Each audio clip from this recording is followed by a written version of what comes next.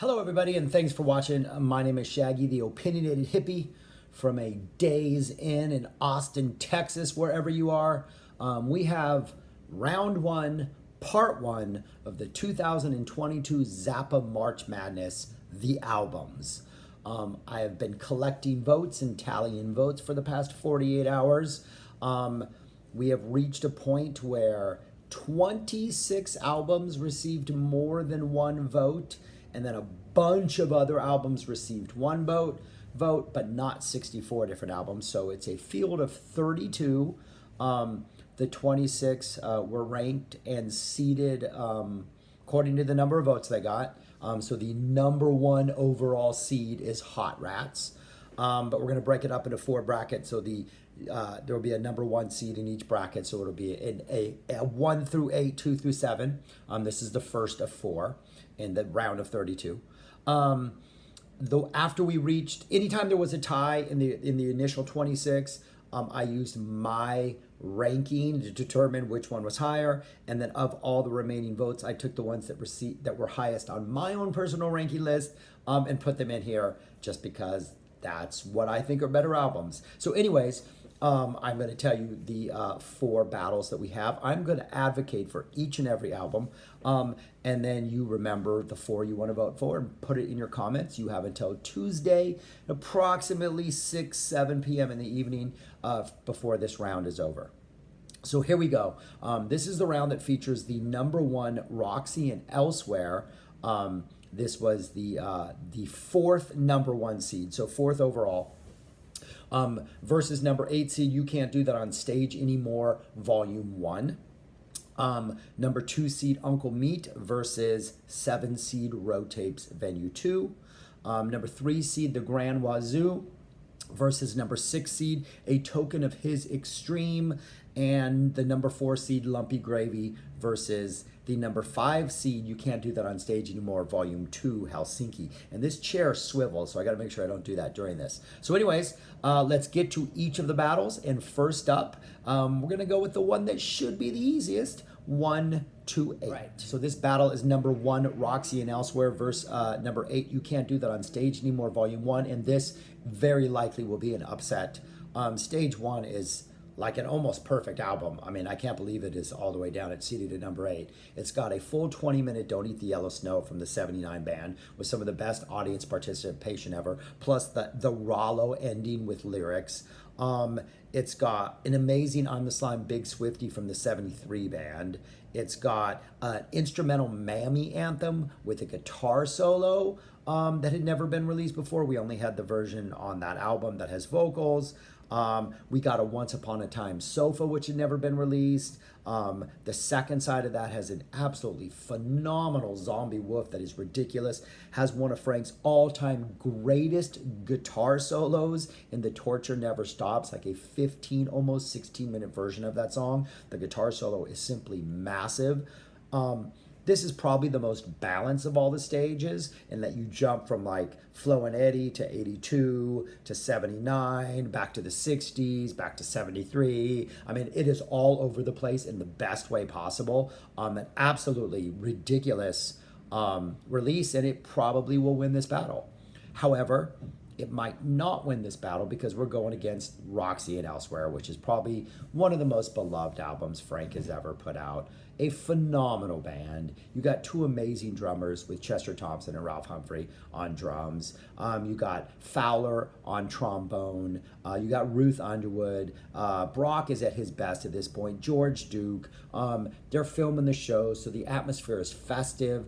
It's funky. There's some great audience participation. The Roxy stuff is fun. Sounds great. The Elsewhere stuff is even better. The Son of Orange County, Into More Trouble Every Day, maybe one of the best things Frank's ever put on a slab of vinyl. Just an absolutely amazing piece of music. It sounds amazing. There's nice little introductions before each song that Frank, you get a good sense of like what a show was with Frank, and there's a lot of a good-natured, just audience interaction. It's just a really good feeling show. Plus, it's got an absolutely ridiculous Echidna's Arfa view, and Don't You Ever Wash That Thing. And anytime that is on any album, it should win a competition. So yeah, But you have to decide which one you think is better. Number 1, Roxy, or number 2, You Can't Do That. Or number 8, You Can't Do That on Stage Anymore, Volume 1. Vote below in the comments, but wait and watch these next 3. And now we're on to the next battle, 2 versus 7. All right, the next one is number 2, Uncle Meat versus number 7, Road Tapes Venue 2. Road Tapes Venue 2, again, another one that how did this end up at 7? This might be a perfect release. A live show from the 73 band, the late summer 73 band that featured Jean-Luc Ponty, that featured Bruce Fowler. There was no Sal Marquez had left, Sal Marquez had left, so there was no trumpet player. The performances are ridiculous. There's an amazing Montana with a whole bunch of improv, and then a Dupree's Paradise, and then just a straight up improvised jam. There's a great Farther Oblivion. There's a big Swifty. The sound is amazing.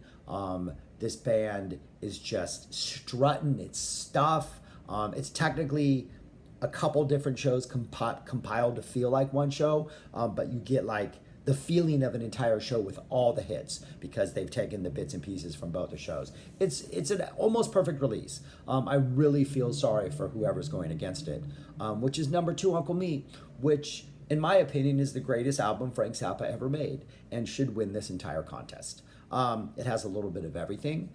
It's got craziness and guitar solos and horn solos and pop songs and avant-garde noise and interviews and talking and someone playing the organ at the Royal Albert Hall organ. Is that where that's from? Yeah, Louis.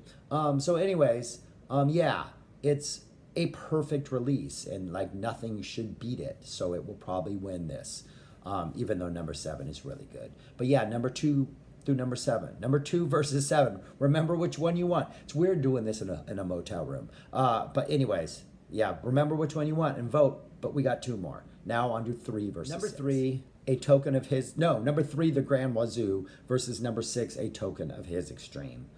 Token of His Extreme is another perfect album by my all-time favorite touring band that Frank Zappa ever had, the Summer Fall 74 band. This was a TV show in front of a TV audience, so it's not as wild as some of the live stuff, but it's got probably the best Florentine Pogan solo of all time, if not one of the best solos of all time in that Florentine Pogan. The entire Inca Roads, except for the solo, which is a really good solo, but the entire Inca Roads is the Inca Roads that would be the Inca Roads on One Size Fits All. It's got a really good George Duke improv. The sound is better than Road Tapes Venue 2.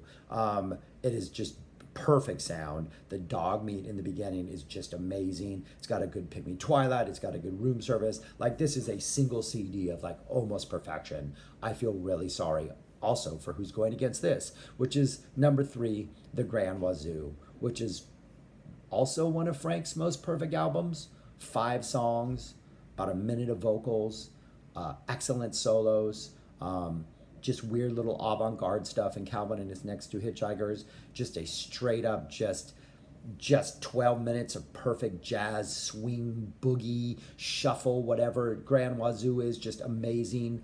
You get Cletus Auritus Auritus, which is this like funhouse mirrors, wacky Pee Wee Herman type, amazing little number. Eat That Question, which is one of the greatest jams of all time. And then Blessed Relief, which provides exactly that. Like, it's like less than 40 minutes, but is like one of the most perfect experiences anybody has ever put together.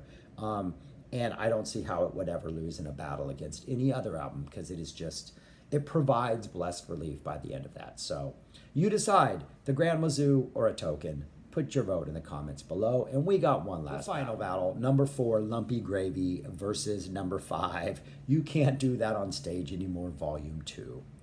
Volume 2 is a live show, or a compilation of different live shows to feel like one live show from Helsinki 74. Again, the best touring band Frank ever had. It is one of the greatest albums Frank has ever released. The Montana on that, played at a ballad because Ruth was having problems with the mallets, is ridiculously amazing. The Inca Roads guitar solo is the guitar solo that would end up on the One Size Fits All. That's how good that guitar solo is. The Pygmy Twilight is the best Pygmy Twilight possibly this band ever played. It is like slow and metallic and a little like Black Sabbathy in all the right ways.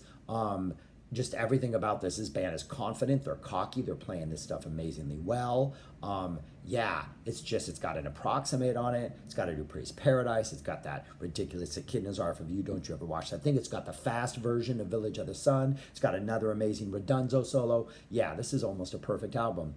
And it's going against Lumpy Gravy, which is just like two, what are they, like 15-minute sides of music that are just like the mind of Frank Zappa, apparently, like the unedited but overly edited mind of Frank Zappa, where you just get these 15-minute series of like conversations and snippets of songs and these crazy edits and weird transitions and noise and these amazing melodies that pop up amid chaos. And it's just like the whole thing ends with probably one of the best melodies Frank ever wrote, Take Your Clothes Off When You Dance. There's a King Kong, there's some Oh No, there's the Lumpy Gravy theme. There is so much in this. It's just like opening a package and you're just pulling out like, oh, there's a present, there's another one. It's like you have all this like paper, and amidst all the paper, more and more gifts and more goodies, and you can't really throw it away because you got to go back and revisit it and like catch all the stuff you missed the first time. And the more you listen to it, the more it just reveals to you. Yeah, it's just a magical release. I feel bad for whoever's going against it, even if it is the absolutely perfect You Can't Do That on Stage Anymore Volume 2. So anyways, yeah, that's all I gotta say in this weird little motel room thing. So vote below. Again, those are your brackets. Pick one in each. You have until Tuesday about 6 or 7. Then I'm gonna close the voting on this. And yeah, that'll be it. Thanks for watching. Vote below, and yeah, spread the word, man. Even if nobody voted in the initial run up as to who was in the tournament, more people can vote. So get them to vote and all that stuff. Anyways, subscribe if you don't want to miss any of these things. Okay, peace, thanks, bye.